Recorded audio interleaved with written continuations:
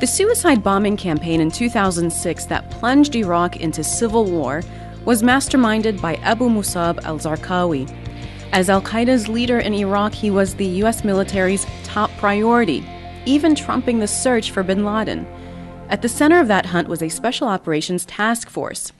But using brutality to squeeze information out of Zarqawi's associates yielded nothing.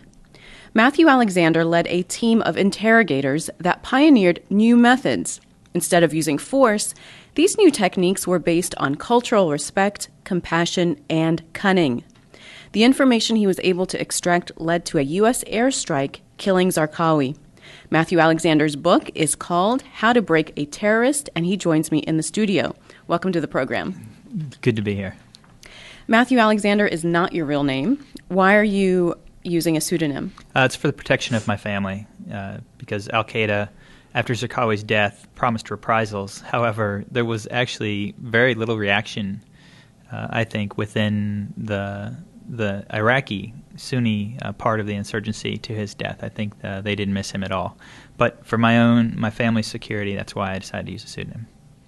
Your picture's in the book, though. Yes, because I'd have to go in a lot of depth to explain why that is, but it has to do with travel. Yeah. You detail some really fascinating interrogation techniques in your book. Are you not worried that you're giving valuable information away to terrorists?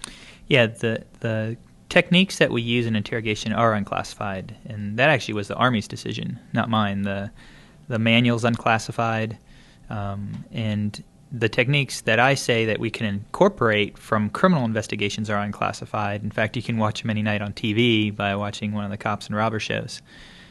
So what I say is that the analogy I make is, can be similar. We have guns, and al-Qaeda knows how guns work. They know you shoot out of the skinny end, but they can't stop bullets. And so it doesn't matter if they know our techniques. It's how our interrogators use those techniques. Really? It doesn't matter that they know how you use them, though? Because in this book, you talk about how you used it, and you talked about some of the deception that you used and ways that you got them to trust you. Yeah, and we encounter that all the time with criminal suspects who watch Law & Order or watch CSI, and they see the techniques that are used, and they come in the interrogation booth. But the bottom line is they still need something from you. And so does al-Qaeda. When they walk in that interrogation booth, they need something from you. And you need something from them. So the techniques really just allow you to get to a middle ground. Now, to publish this book, the Defense Department had to review it to make sure you didn't give away any classified information, etc. What happened when you submitted this book to them? Well, first, they just refused to do the review. They're supposed to do it within 30 days. They asked for an extension of 2 weeks. That went by. They refused to meet with my lawyer or me to discuss the manuscript or any objections they had. So were you still in the military at the time? I know you were an Air Force officer. In the reserves. Okay. In the reserves. And so eventually, I had to sue them in court to get them to do the review. The review came back, and it was just a lot of material. It was 93 redactions. And almost all of them, I think, were obvious unclassified material. In fact, some lines I'd directly taken out of other manuscripts that they had approved.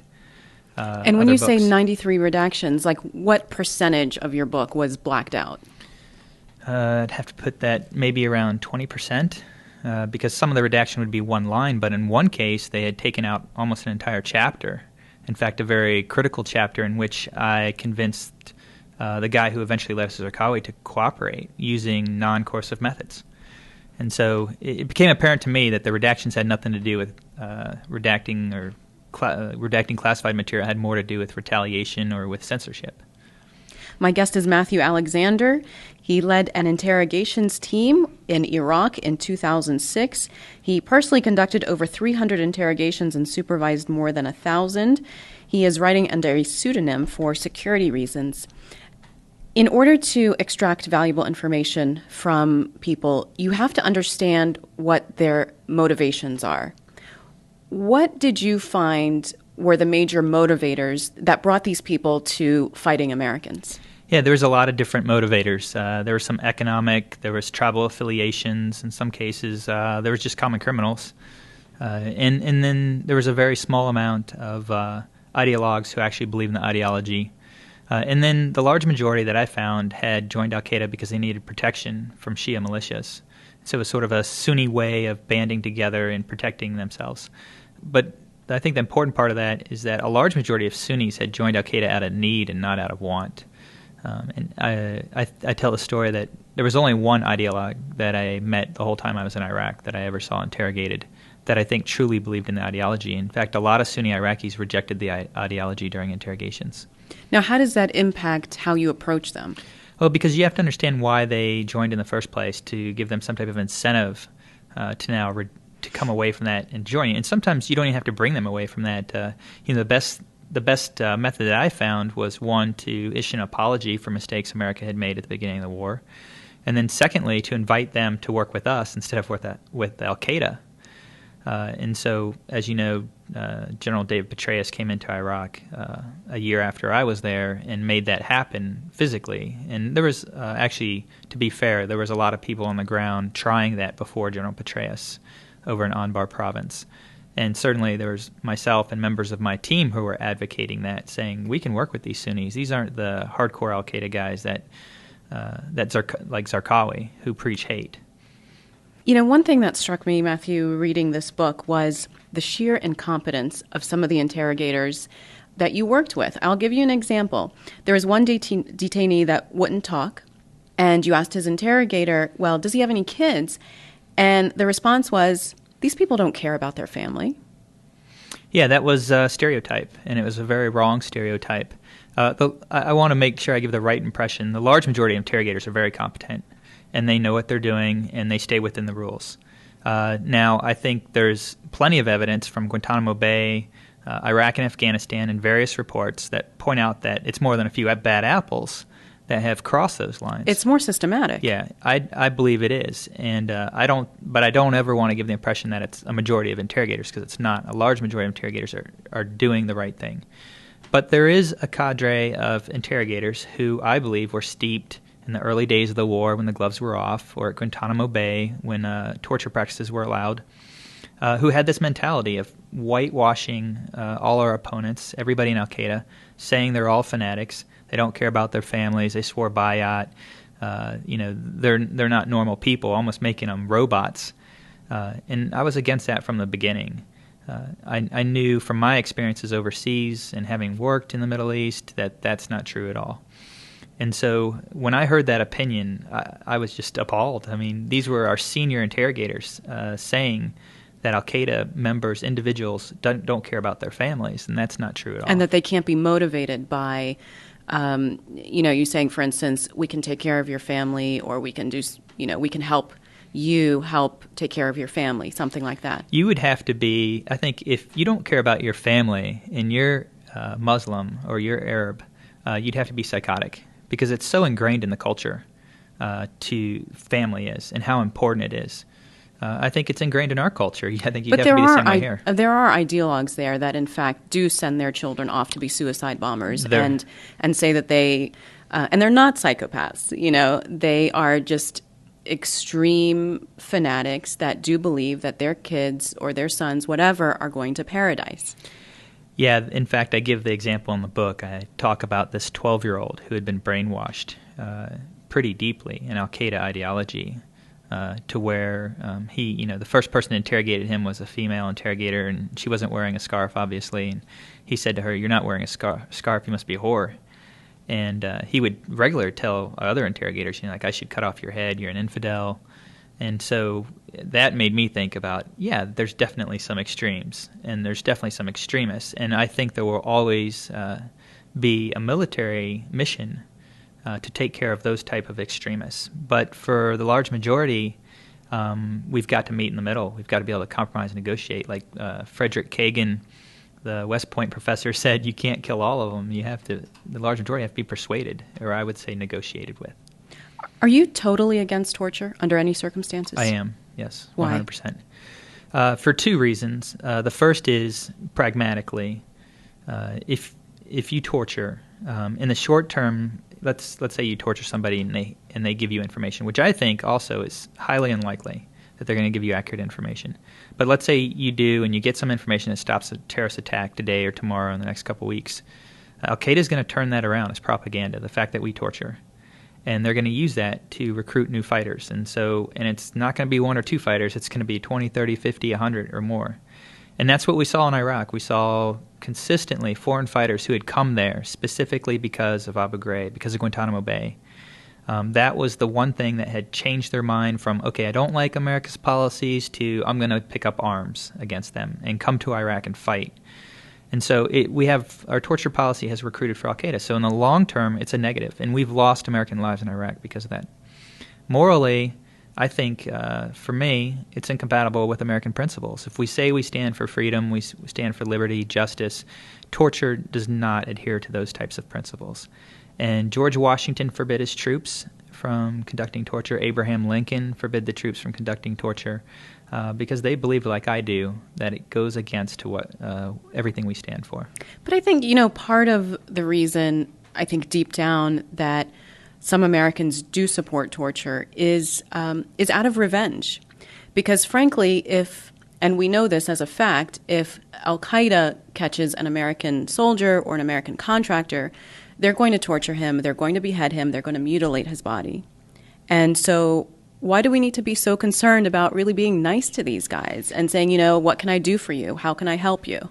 Because this is about who we are, not who they are. We know that they do that because they don't have the same principles we do. And we don't want al-Qaeda's principles. I think that's fairly clear. I have to echo what Senator McCain just said in the bipartisan Senate report, in which they also quoted General David Petraeus and said, this is about who we are. We're Americans. We don't do this. We don't care what the enemy does. We don't want to become them. The best way I've heard of approaching this issue is endorsed by numerous retired generals and secretaries of state and secretaries of defense is the golden rule. We shouldn't do to other enemy troops in captivity what we wouldn't have them do to our own troops. The book we're discussing is called How to Break a Terrorist, the U.S. Interrogators Who Used Brains, Not Brutality, to Take Down the Deadliest Man in Iraq. Matthew Alexander is in the studio with me. That is a pseudonym he is using for security reasons. So, Matthew, what do you do when you have a senior al-Qaeda guy that just refuses to talk? We had that happen in Iraq. If you take a population of any people, it doesn't matter if they're al-Qaeda, they could be criminals, they could be anyone. You're going to have a certain percentage that won't talk. And there's just nothing you can do about it. You're never going to get info out of those people. Now, there's a whole group in the middle. There's a small group at one end which will tell you everything with very little techniques involved. And then there's a whole group in the middle. So the question is, how do you get those people who might not talk at the top of that scale back into the middle where they will? Because that's the target audience that we're trying to get. We're never going to get everybody to talk. That's a fallacy. I know that from criminal investigations, and having done criminal interrogations, I've seen people do this utmost superb, perfect interrogations and not get somebody to talk. That's going to happen. But we need to get that group that's at the top that can be convinced to talk. And the best way to do that is using smarter techniques, not harsher techniques. Well, give me an example of a technique that you have used and that it's worked. Well, I'll go into the book and tell you the example of a man named Abu Ali. And Abu Ali was the first person I ever interrogated in Iraq. He was a Sunni imam. He joined al-Qaeda because Shia militia had killed his best friend and forced him from his home, and he needed protection. And his job within al-Qaeda was he was a recruiter, and he blessed suicide bombers before they went out on missions. And we caught him, and we brought him in, and I sat down with my partner Bobby, and we were interrogating him. The first thing this man ever said to me is, if I had a knife, I'd cut your throat. He was just filled. That's a nice way to start a conversation. It wasn't Iraqi humor, by the way. That was serious. And he was just filled with hate for Americans. And within 3 days, we had him cooperating. And the reason why is because I developed a relationship with him. I got to know him as a person. I understood that he cared very deeply about the future of Iraq and about his son and his daughter and the type of Iraq that they would grow up in. And I also came to find out that he didn't believe in suicide bombings against Shia targets because his mother was Shia. His mother was Shia. But he had done this because he had been convinced that it was the only way that Sunnis could defend themselves against Americans.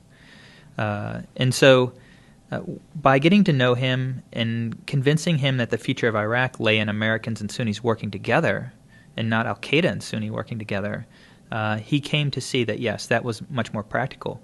But I think the turning point for Abu Ali was when I said I was sorry. I told him that I'm sorry. The Americans have made a lot of mistakes here in Iraq at the beginning. We've tried to correct those, and now we're reaching out to you. And I think just the act of apologizing to him made him trust me, because he saw that Americans are willing to say that they're wrong when they make mistakes, and that he could then, again, trust us in the future. You went against the wishes of your commanders and interrogated one of the senior people of Al-Qaeda in Iraq. Well, I had nominal approval. Let me point that out. I had nominal You tricked approval. him into approving that. But anyway, now other interrogators had been talking to him for weeks, and they got absolutely nothing. So what was the technique that you used on him? It was relationship building again. And then I used, basically I got to know this guy. We sat down for 6 hours, which was all the time I had because he was going to be on a helicopter and gone after that. To Abu Ghraib? One of the prisons, there's a variety of prisons where people were going at that time. And this man, Abu Haider, I just want to describe him for you. I mean, this guy is Hannibal Lecter come to life. He's very educated, very articulate. He has a British accent. He crafts every word he ever speaks. And he's very manipulative. And I'd watched him for weeks manipulating another interrogator. And so I had 6 hours with this guy, and the first thing I decided when I went in there was I'm not going to try and tear this guy down. I'm not going to try and outwit him. I'm just going to praise him and build him up. He was a total egoist, a grand egoist, I call it. And so I complimented him. I constantly reassured him and made him feel like a man of power and influence.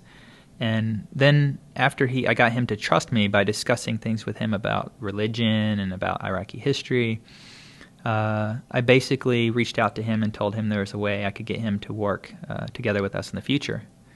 And that was a ruse. I would have liked to have had that happen, but at the time we had no program for such a thing. It was kind of more wishful thinking.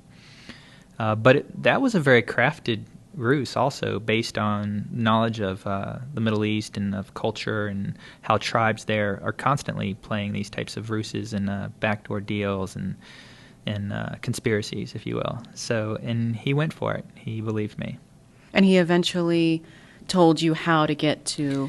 Well, he told me that he was friends with Abu Ayyub al-Masri, who was the number 2 in Iraq. He's now actually the current leader of Al-Qaeda in Iraq. But as an interrogator, you know when somebody admits something the first time, they're giving you a half-truth. So I figure if he knows al-Masri, he knows Zarqawi. It took us about 2 more weeks.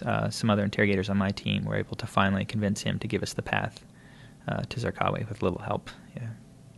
So how did you feel when you heard the news that Zarqawi had been killed? I was elated.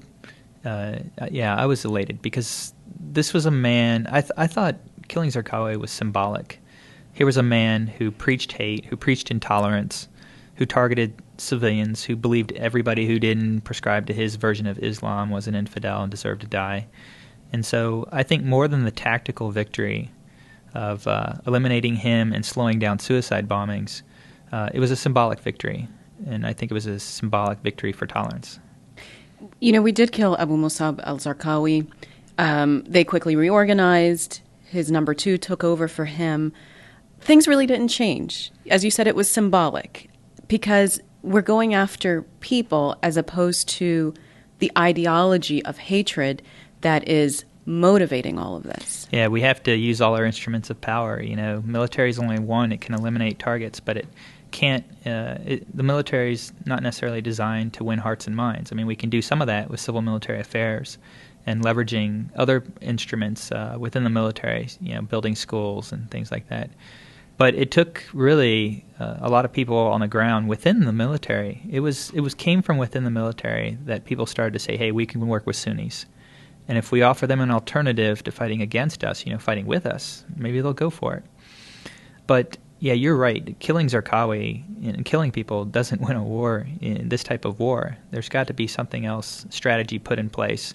I say that interrogations is a metaphor for how we fight the entire war.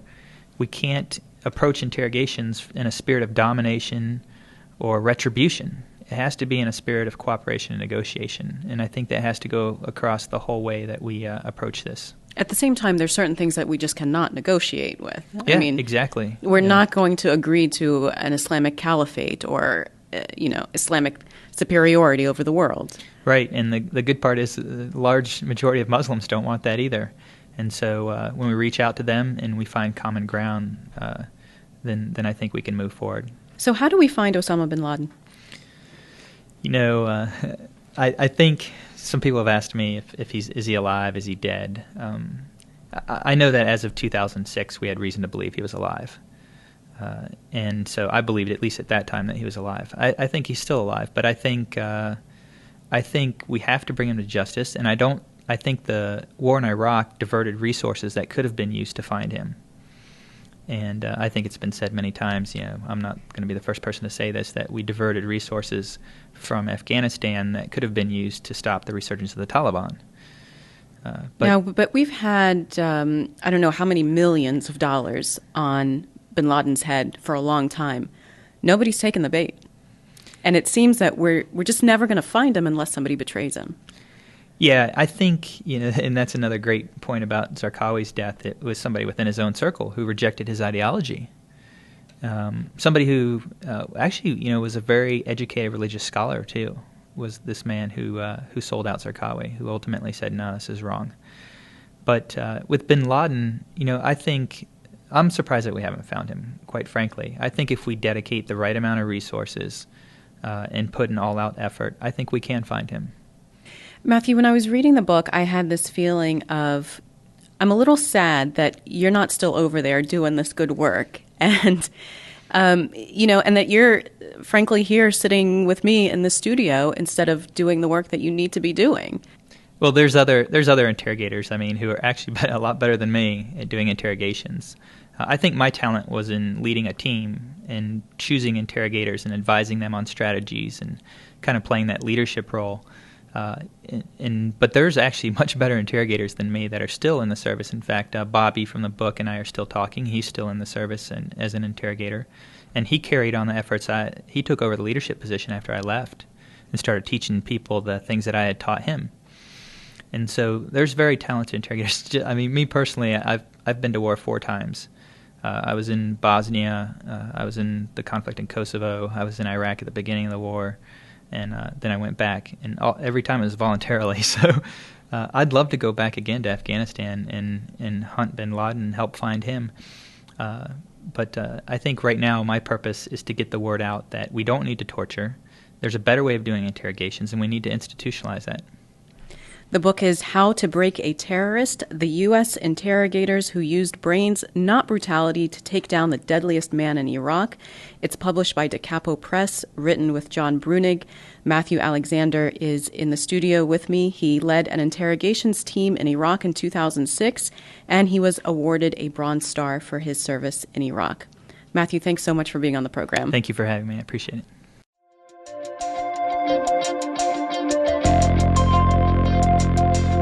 The Mimi Geerges Show is independently produced and distributed by Focal Point Radio. I love hearing from our listeners, so I hope that you'll take a moment to send me your thoughts and your comments. The email address is feedback@mgshow.org. You can also go on our website, www.mgshow.org, and use our contact form.